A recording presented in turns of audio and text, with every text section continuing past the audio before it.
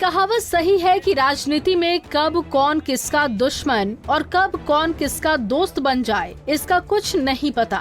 उत्तर प्रदेश में समाजवादी पार्टी और राष्ट्रीय लोक दल की लंबे समय से अटूट दिख रही सियासी दोस्ती टूट गई है। आरएलडी के मुखिया जयंत चौधरी ने बीजेपी से गठबंधन कर दोस्ती को तोड़ दिया, जिसके बाद दोनों की सियासी मित्रता की कहानी का अंत हो गया। लेकिन दोस्ती के बाद अब दोनों में सियासी अदावत की इबारत लिखने की कहानी शुरू हो गई है। अखिलेश यादव ने जयंत चौधरी की घेराबंदी का जाल बुनना शुरू कर दिया है। ऐसी संभावना है कि पहले राज्यसभा चुनाव में बड़ा झटका सपा की ओर से आरएलडी को दिया जा सकता है। इतना ही नहीं, लोकसभा चुनाव में जयंत को लोहे के चने चबाने की अखिलेश ने रणनीति तैयार की है, जिसका पासा चुनावी चौसर पर सपा फेंकेगी।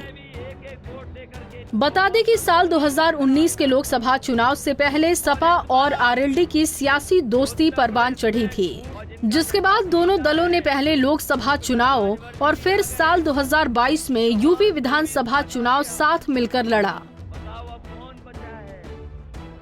मगर लोकसभा में कोई सफलता आरएलडी को नहीं मिली।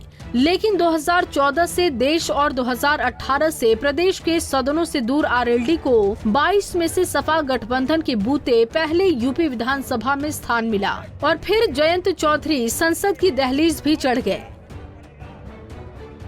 लेकिन 2024 के लोकसभा चुनाव की आहट के साथ ही सपा आरएलडी की दोस्ती में सीट बंटवारे पर दरार आ गई, जो इतना गहरा गई कि आरएलडी मुखिया जयंत चौधरी ने अखिलेश यादव की सपा से किनारा कर लिया। सपा का साथ छोड़ने के बाद जयंत ने अपना नया सियासी मित्र बीजेपी को बनाया है। आरएलडी अब बीजेपी से गठबंधन में 2024 लोकसभा चुनाव लड़ने का दंभ भर रही है। आरएलडी ने बीजेपी से सियासी दोस्ती बनाई तो सपा के अदावत की शुरुआत हो गई। दोस्ती टूटने के बाद आरएलडी को अब सपा ने दुश्मनी के दांव से चित करने का प्लान बनाया है। आगामी 27 फरवरी को राज्यसभा चुनाव के मतदान में सपा आरएलडी को फंसाने का जाल बुन रही है।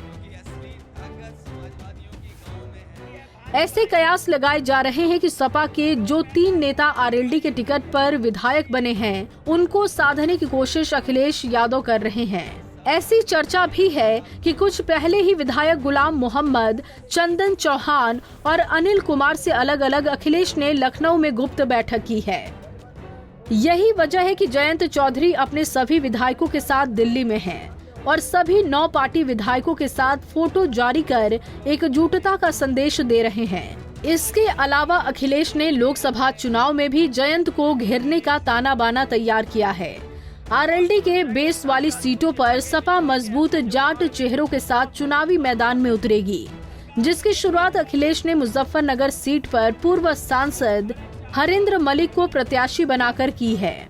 मलिक की जाट बिरादरी में मजबूत पकड़ मानी जाती है। वहीं आरएलडी की परंपरागत बागपत सीट पर जयंत को चित करने के लिए अखिलेश बड़े गुर्जर चेहरे पर दांव खेल सकते हैं। Bureau report, Punjab Kesari TV.